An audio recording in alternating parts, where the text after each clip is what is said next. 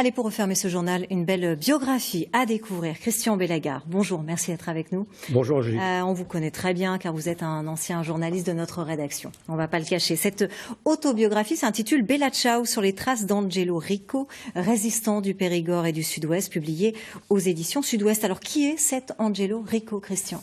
Angelo Rico, c'est un personnage qui était connu des historiens, mais pas du grand public. Il a joué un rôle majeur dans la résistance en Dordogne et également en Charente-Maritime, puisqu'il a participé à la libération d'Angoulême et il a été chef d'un régiment sur le front de La Rochelle. Alors, c'est tout de même une référence.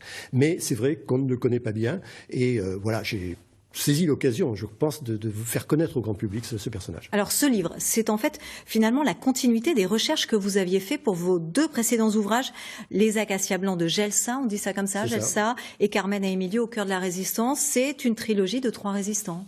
C'est ça, c'est exactement ça. Et si vous voulez, ces 3 personnages se sont retrouvés au même endroit, j'allais dire, et à la même heure. C'est-à-dire, c'est à Saarland, c'est à la Toussaint 1943, et ils démarrent en Dordogne, un des maquis les plus actifs du Périgord.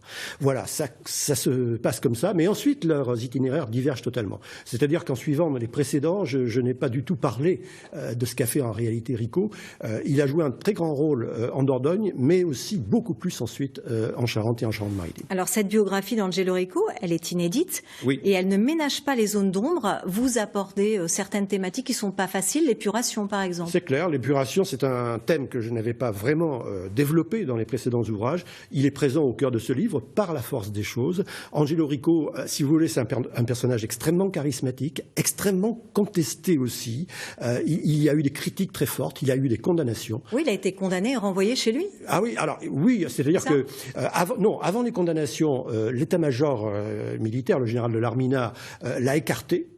Mais comme il a écarté d'autres chefs espagnols aussi, donc lui il est italien, il y a eu des Espagnols écartés, mais cela dit, les condamnations sont venues plus tard, et là véritablement ça a été la descente aux enfers pour lui. Merci beaucoup Christian Bellaguer pour ce travail de fourmilière que vous avez réalisé auprès des archives, auprès de nombreux témoignages. Vous pouvez retrouver donc cette biographie Bella Ciao sur les traces d'Angelo Rico, résistant du Périgord et du Sud-Ouest aux éditions Sud-Ouest. Merci à vous. Et c'est la fin de ce journal. À suivre votre météo, puis l'édition nationale à 18h30. Il sera question de la place des fromages locaux dans le paysage français. À 19h, vous avez rendez-vous avec Cécile Gauthier. Je vous souhaite un très bon après-midi. À demain.